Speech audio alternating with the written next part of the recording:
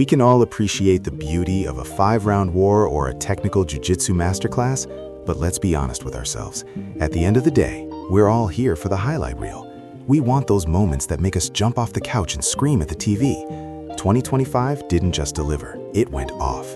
We've seen everything from legacy-defining punch-outs to strikes that honestly made us feel a little squeamish, but one man truly owned the year. Let's talk about UFC 313.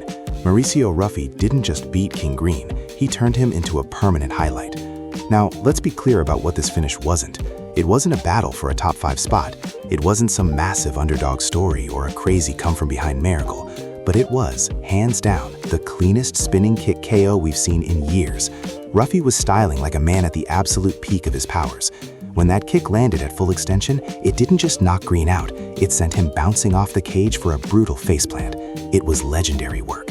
We know Green's been a bit more susceptible to the big shot lately, but to catch a vet that elusive with something that precise, that's pure artistry. It was the win the fighting nerds desperately needed. We've seen the squad struggle through an up-and-down year. Caio Borralho couldn't quite grab his title shot, Gene Silva finally dropped one to Diego Lopez, and even Ruffy himself shot himself in the foot by losing to Benoit Saint-Denis shortly after. But this KO, it's like a solo album from the Wu-Tang Clan. Not every project is a classic, but this was Ruffy's supreme clientele. It reminds us why the squad is such a big deal in the first place. But then we've got to talk about the absolute robbery of the year, Lerone Murphy at UFC 319. The narrative for Murphy was simple: just finish someone, man. He'd rattled off 8 straight wins, but the UFC was still treating him like an outsider in the featherweight division. Then he gets the big Bellator signing, Aaron Pico. This was supposed to be the ultimate title eliminator. And Murphy didn't just show up, he fired back at every critic he's ever had. He timed a spinning elbow so perfectly it looked like Pico ran into a lead pipe. Pico was instantly flattened. It was the statement, it was the exclamation point. And what did the UFC do? They basically axed his title hopes anyway. They went in a completely different direction for Volkanovski's next defense, leaving Murphy out in the cold. It's a total snub. We're sitting here watching a guy deliver a knockout of the year contender in a high-stakes match, only for the bosses to pretend it didn't happen. If we don't appreciate what Murphy did in that cage, who will? Because the UFC definitely didn't. Look, as much as we love a 25-minute tactical chess match, let's be honest, we're all here for the highlight reel. We crave those definitive moments that make us jump off the couch and wonder if the guy who just got flatlined is actually okay. 2025 was an absolute goldmine for that stuff. And while Mauricio Ruffy's spinning kick at UFC 313 was pure art, we have to talk about the absolute chaos that was Lerone Murphy versus Aaron Pico at UFC 319. This was a massive moment for the featherweight division. We've been hearing about Aaron Pico being the next big thing since he was practically a teenager. He finally made the jump from Bellator, and the UFC didn't give him a warm-up. They threw him right into the fire against Lerone Murphy. Now, we all know Pico is the ultimate glass cannon. He's got world-class wrestling and hands that can put anyone's lights out, but he's also shown that his chin isn't exactly made of granite. He's a high-risk, high-reward fighter who's always one mistake away from a disaster, and we were all waiting to see if he'd fold under the bright lights of the octagon. On the other side, Murphy was in a desperate spot. He had an unblemished record, 8 straight wins, but he couldn't get the respect he deserved. The bosses kept telling him the same thing: just finish somebody, man. He'd gone nearly 4 years without a knockout, and it felt like his title aspirations were just stalling out. If Pico won this fight, he was going to skip the line and leave Murphy in the dust. Pico was looking to steal all that hard-earned momentum in one night and shoot himself straight to the front of the contender line. But that's not how it went down. Pico shot himself in the foot by getting too comfortable in the pocket. He went off, trying to pressure Murphy with that signature aggression. But the miracle didn't blink. Murphy timed a spinning elbow so perfectly it looked like it was choreographed. He didn't just hit him, he axed him. Pico was instantly flattened. It was the kind of definitive, brutal finish that should have changed everything for Murphy's career. The crazy part? Even after Murphy delivered one of the best KOs of the year, the UFC still didn't give him the title shot. They went back to Alexander Volkanovski instead. It's wild to us that a guy can do everything right, survive the hype of a glass cannon debut, and still get passed over. We're watching one of the most technical strikers on the planet finally find his killer instinct, and the brass is acting like they didn't even see it. Whether they give him the belt or not, that elbow is going to live on highlight reels forever. It was clean, it was violent, and it reminded us why we can't look away from this crazy business. Look, we can all appreciate a beautiful transition on the mats or a grueling 5-round war of attrition, but let's be real. At the end of the day, we're all here for the same thing. We crave that one definitive strike that sends the world into a total frenzy and reminds us why we're so obsessed with this crazy business of ours. 2025 delivered some absolute heaters, but narrowing it down to a top 10 was a nightmare. We're talking legacy-defining faceplants and spinning strikes that honestly left us feeling a little squeamish. But when the dust settled, there was one clear king of the mountain. Let's talk about Mauricio Ruffy at UFC 313. Now, before you start complaining, we know what this isn't. It isn't a battle between ranked lightweights, and it wasn't some massive come-from-behind miracle. It's probably not a fight we'll be discussing as a historical landmark 10 years from now, but who cares? It's one of the cleanest spinning kick KOs we've ever seen.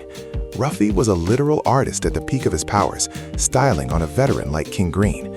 Seeing a guy as elusive as Green get caught with a full extension kick and bounce off the cage before face-planting, that's just legendary work.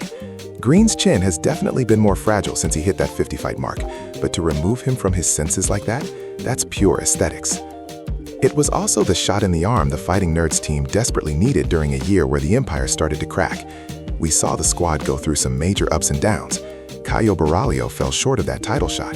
Jean Silva got axed by Diego Lopez for his first UFC loss, and Ruffy himself shot himself in the foot by taking a loss to Benoit Saint-Denis right after the Green fight.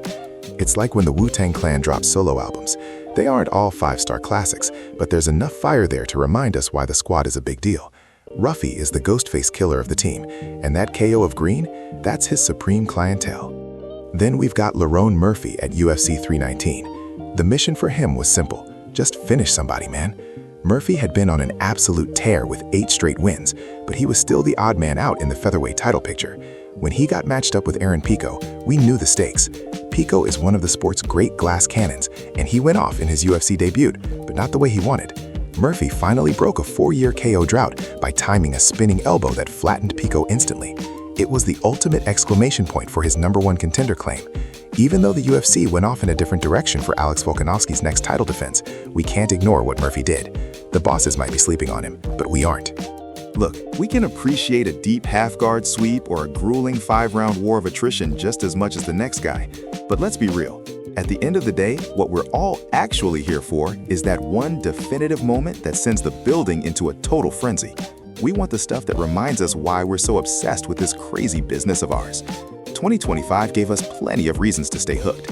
And while narrowing down the best knockouts of the year to a top 10 was a total nightmare, one finish stood head and shoulders above the rest. We're talking about Mauricio Ruffy's absolute demolition of King Green at UFC 313. Now, let's be honest about what this fight wasn't. It wasn't a clash between top 5 ranked lightweights. It wasn't some massive come-from-behind miracle or a victory that's going to change the history of the sport a decade from now. But man, it was quite possibly the cleanest spinning kick KO you'll ever see in your life. Ruffy was just styling out there, showing us a striking artist at the absolute peak of his powers. And then there's the King Green of it all. We've got to talk about the 50-fight curse. Look, Green's been a legend in this game for a long time, but ever since he hit that 50-fight milestone, he's just been way more susceptible to getting his lights turned out. He's historically been one of the most elusive guys on the roster, but Ruffy caught him with a full extension kick that literally removed him from his senses. Green bounced off the cage before face-planting in a way that honestly left us feeling a bit squeamish. It was brutal, it was beautiful, and it was legendary work. This was the highlight that kept the Fighting Nerds team in the spotlight during a year that was, let's face it, pretty up and down for the camp. Caio Borralho fell short of a title shot, Jean Silva suffered his first UFC loss to Diego Lopez, and even Ruffy shot himself in the foot by failing to capitalize on his momentum when he lost to Benoit Saint-Denis later on. But you can't ignore these individual flashes of brilliance. It's like when the Wu-Tang Clan drops solo albums. They aren't all going to be classics, but there's enough fire there to remind us why the squad is a big deal.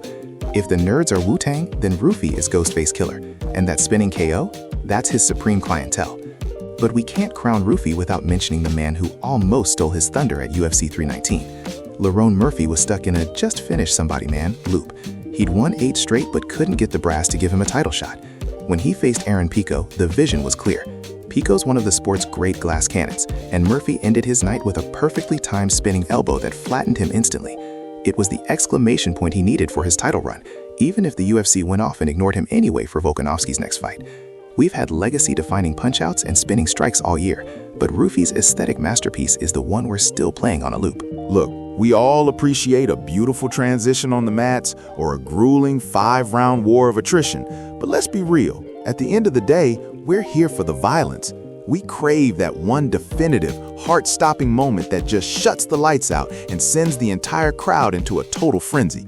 It's the reason we're so obsessed with this crazy business in the first place. 2025 gave us plenty of reasons to scream at our TV screens, but when we look back at the best of the best, one highlight reigns supreme. Let's talk about UFC 313, Mauricio Ruffy versus King Green. Now, let's be clear about what this wasn't. It wasn't a fight between top 5 ranked lightweights, it wasn't a massive come-from-behind upset, and it probably won't hold some massive historical significance a decade from now. But you know what it was? It was the cleanest spinning kick you'll ever see in your life. Ruffy was out there styling like a man at the absolute peak of his powers. When that kick landed, it was over. Green literally bounced off the cage before face-planting into the canvas. It was the kind of finish that makes you feel a little squeamish, but keeps you hitting the replay button over and over again. We've got to give Ruffy his flowers here, because even though Green has become more susceptible to the big shot as he's hit that 50-fight milestone, catching a veteran that elusive with a full extension strike is legendary work.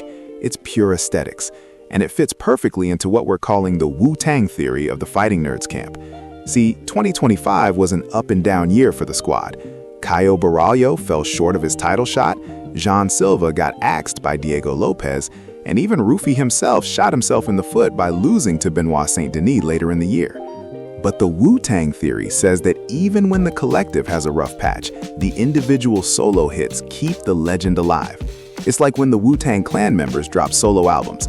They aren't all 5-star classics, but there's always enough heat to remind us why the crew is such a big deal.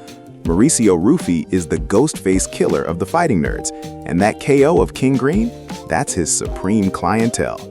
But we can't wrap this up without talking about the runner-up, Lerone Murphy at UFC 319. The mission for Murphy was simple: finish somebody or get left behind. He'd rattled off 8 straight wins but just couldn't find the kill shot until he met Aaron Pico.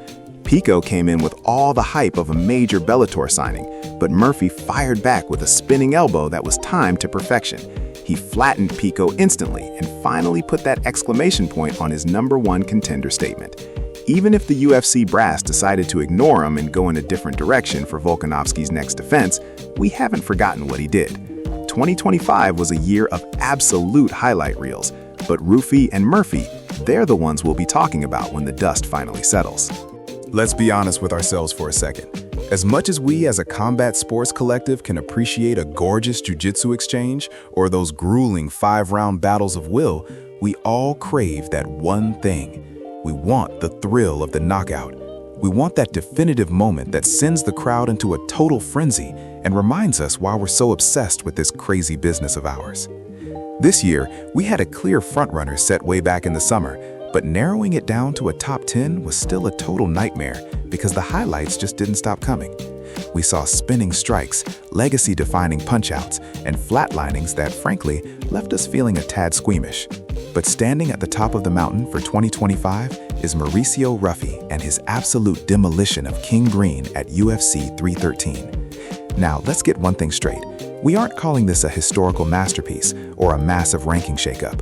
It didn't involve 2 top 5 lightweights, and it wasn't some miracle come-from-behind victory. But you know what it was? It was the cleanest spinning kick KO you'll ever lay eyes on. Ruffy was out there just styling, operating at the absolute peak of his powers. King Green has historically been one of the most elusive, frustrating guys to try and hit, but Ruffy caught the veteran with a full extension kick that instantly removed him from his senses. Green actually bounced off the cage before he face-planted into the canvas. It was legendary work. Sometimes you've just got to go for aesthetics, and while we've seen plenty of superb finishes this year, none were quite as visually pleasing as Ruffy's spinning and winning.